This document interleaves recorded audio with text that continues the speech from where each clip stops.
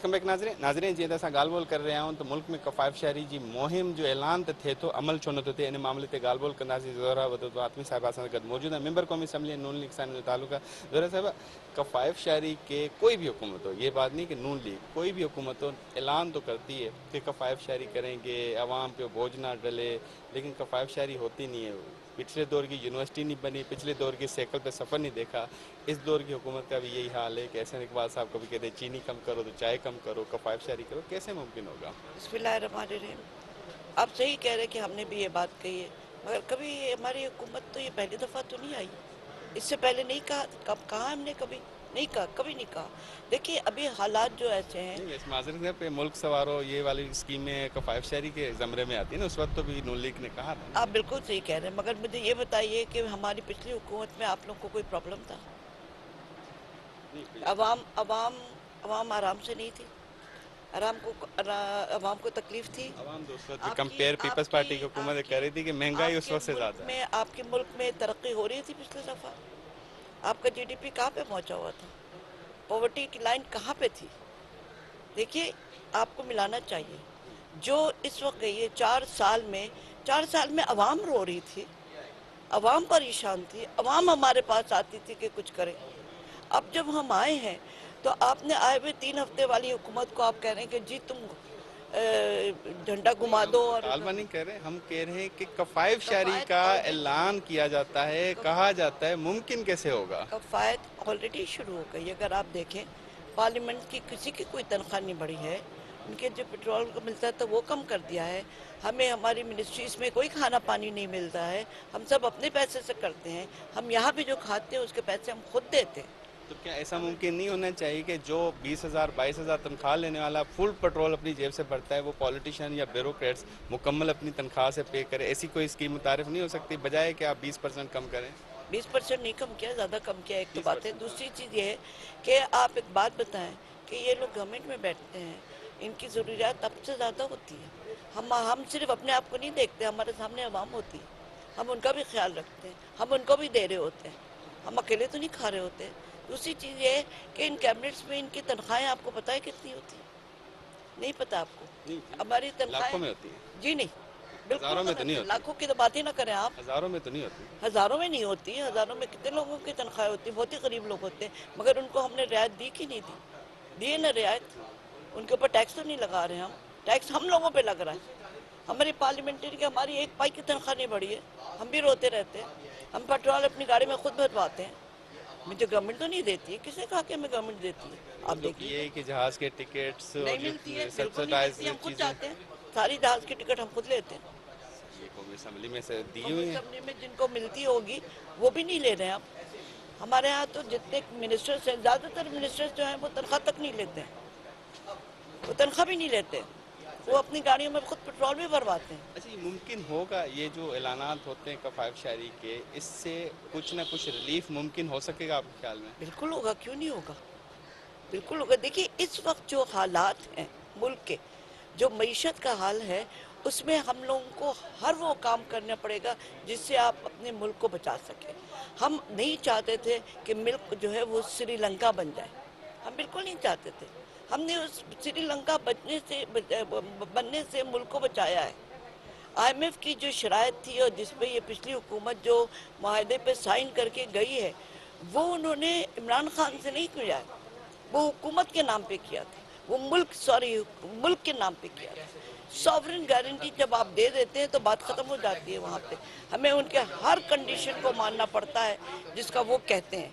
और इस वक्त जो भी मुश्किलात आई है और जो भी मुसीबत में और जो भी हमने सख्त इक़दाम लिए हैं, उसकी वजह सिर्फ और सिर्फ ये है कि आईएमएफ की कंडीशंस इतनी सख्त थी कि हमें मजबूरन ये काम करना पड़ा।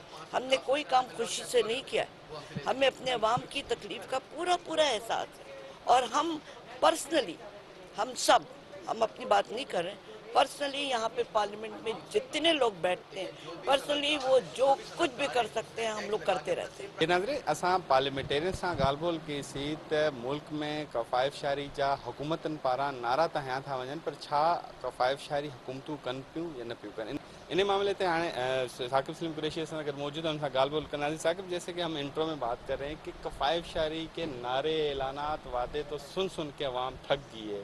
अवाम ये सोचती है कि तजुर्बे हुकूमतें करें, ऐलानात हुकूमतें करें, इम्प्लीमेंट अवाम पे हो, ये कौन सा मतनाज़ा मतलब इख्तलाफ है, ये कैसे मुमकिन होगा कि सिर्फ हुकूमत ऐलानात करने के लिए बैठी है और भुगत अवाम रही है। और ये तारीख पे थोड़ी सी रोशनी डाली गई। कफ़ायत शारी का नारा जहाँ तक मुझे याद है कि 1985 में जब जुनेजो की हुकूमत थी तो उस वक्त ऐलान आया था कि भाई छोटी गाड़ियों में मिनिस्टर सफ़र करेंगे, पर वो कुछ अरसे चला। इससे पहले तारीख है?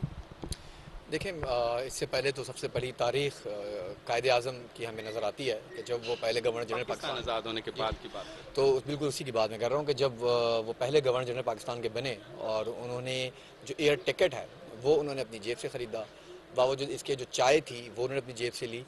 तो ये इससे बड़ी तारीख आपको क्या और चाहिए? इससे पीछे आप कहाँ जाएंगे? फिर तो बरसग़ीर की एक बहुत लंबी तवील तारीख है जब बादशाहों ने भी अपनी किफ़ायत शारी का निज़ाम पूरा बनाया है। तो हमारे फाउंडर थे ना, हम पॉलिटिकल पार्टीज़ की बात करते हैं, लियाकत अली खान के बाद की बात करते हैं कि वो ऐलानात किए जाते हैं। कायदे आज़म ने तो कभी अवाम पे बोझ नहीं डाला ना। ये सियासतदान जो भी आए उसके बाद उन्होंने तो अवाम पे ऊपर बोझ डाला। कफ़ायत शारी की शुरुआत तो उन्होंने अवाम से की, अपने ऊपर नहीं की। कायदे आज़म साहब ने तो अपने ऊपर की ना। सवाल ये है कि ये ऐलानात किए जाते हैं, इम्प्लीमेंट अवाम पे किया जाता है, इसकी क्या वजह है? मैं उसी पर आना चाह रहा था क्योंकि कायदे आज़म भी एक पॉलिटिकल पार्टी से ही ताल्लुक़ रखते थे और उन्होंने, क्योंकि ज़ाहिर सी बात है मुस्लिम लीग पाकिस्तान जो थी वो चलती रही आखिर तक। अब सूरत हाल क्योंकि जैसे जैसे हालात तब्दील होते गए और आपने जैसे खुद कहा कि आवाम पर बोझ आता है तो हम ज़्यादा पीछे नहीं जाते। तारीख तो फिर भरी पड़ी है, शायद इसके लिए हमारे पास प्रोग्राम की ड्यूरेशन भी कम पड़ जाए।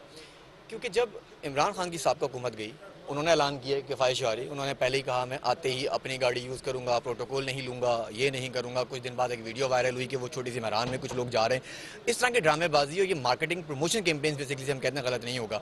उन्होंने भी कहा कि मीटिंग्स के अंदर चाय बिस्किट के अलावा कोई इस्तेमाल नहीं होगा। उसका क्या फ़ायदा हुआ? जो चाय बिस्किट हम आवाम मेहमानों को तक पिलाए गए, उसका क्या फ़ायदा हुआ? कितनी बचत होगी खजाने पे? भैंसें गाय बेची गई, कितनी बचत हुई? देखें, भैंसी गायें बेची गई, उसके बाद गाड़ियाँ भी खरीदी गई, ये भी रिकॉर्ड का हिस्सा ही है। और आज जो मौजूदा हुकूमत है इसने भी आते ही नई गाड़ियाँ, जैसे अतातार साहब हैं उन्होंने कहा मुझे बुलेट प्रूफ गाड़ी चाहिए, मज़ीद गाड़ियाँ आई हैं। शहबाज शरीफ साहब, एहसन इकबाल साहब ने कहा कि जी एक चाय की प्याली पे आवाम जो है वो किफ़ायत शायरी करे। भाई इन चीज़ों से फ़र्क नहीं पड़ता, इनको रखें। पार्लियामेंटेरियन से बात की वो तो कह रहे हैं हम लाजिम में 5 मरले के घर में रहते हैं। कुछ पार्लियामेंटेरियन तो शायद गलत बयानी की या लायल में की, वो तो कह हम तो जहाज़ का टिकट भी नहीं लेते। तो जब हकीकत है PDAP सारा पार्लियामान के रिकॉर्ड में मौजूद है। और दूसरा जो 5 मरले का आप घर कह रहे हैं, क्या किसी किराया देना पड़ता है इनको?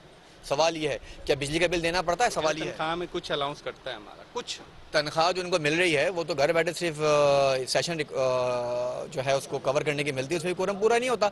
अपनी मर्जी से आते हैं, 10 मिनट बैठे, हल्का उनको पता नहीं है। मैं ये समझता हूँ शहबाज शरीफ साहब या एहसन इकबाल या इमरान खान जो भी ऐलानात करें, ऐलानात से अवाम की ज़िंदगी पर बोझ ही पड़ता है।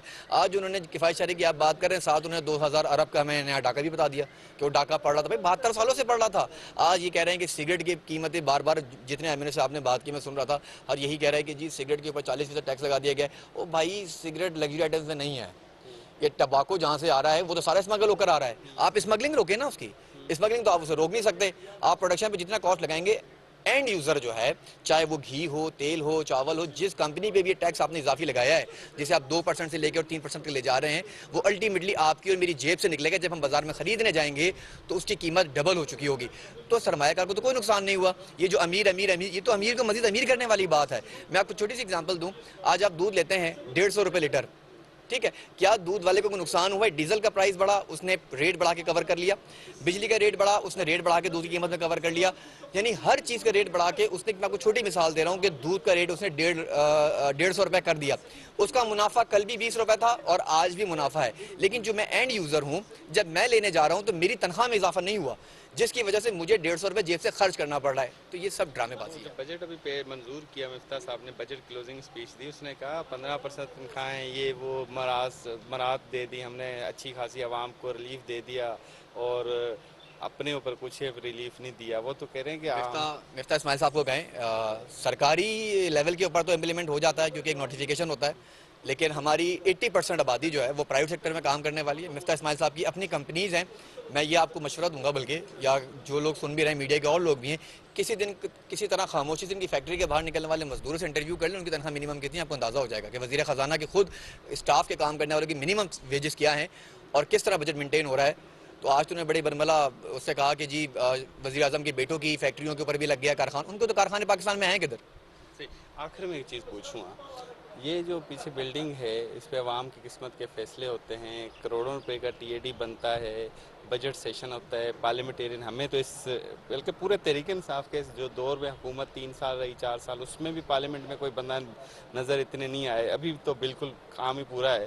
تو یہ جو قسمتوں کے فیصلے ہوتے ہیں, یہ بجٹ پہ اتنے سارے خرچ لگتے ہیں, پیسے عوام کے پیسے لگتے ہیں, تو اس کا حساب کتاب عوام لے سکتی ہے براہ راست؟ بھئی ہمیں بتاؤ ذرا, ہماری قسمت کے فیصلے, قانون سازی ہوتی ہے, کتنا خرچہ ہوتا ہے, آپ لوگ کتنے مراعات لیتے ہو, اس پہ کیسے ممکن ہوگا؟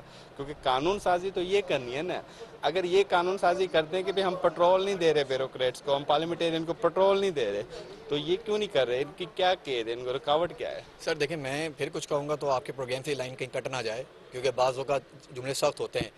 ہمیں ان تمام چیزوں کی معلومات لینے کے لیے عدالت کا سہارا لینا ہوتا ہے.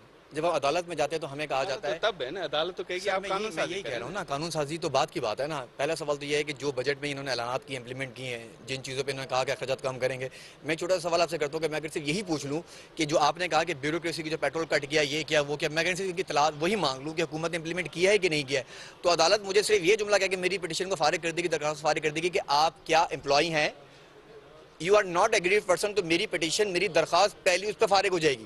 تو میں تو پوچھنے کا حق رکھتا ہی نہیں. عوام تو ہے نا, ٹیکس دیتے تو ہیں, جی ایس ٹی دیتے ہیں. عدالت میں کہتے ہیں تو ہمیں کہا جاتا ہے کہ you are not an agreed person.